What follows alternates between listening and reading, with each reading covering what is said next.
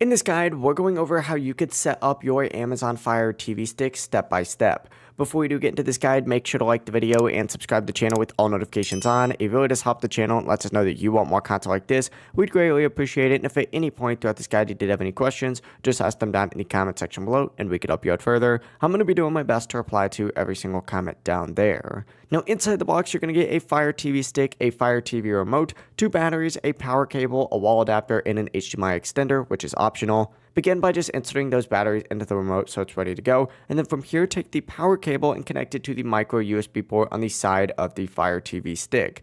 Plug the Fire TV stick now into an HDMI port on your TV. You can use that HDMI extender if you would like, it's up to you. But also plug that power adapter into a wall outlet for the best performance. Now just turn on your TV, switch to the correct input, and once the Fire TV screen does appear, go ahead and use the Fire TV remote and press the play or pause button to begin. From here, you're going to be on some pretty basic setup stuff. You're going to want to choose your language, and it's going to ask you to sign into your Amazon account. You could do this with the QR code that's going to be on screen. And then from here, your Fire TV stick is going to download updates. It's going to restart a few times. And after updating, you're going to confirm your preferences, choose a payment method if prompted, and select your profile.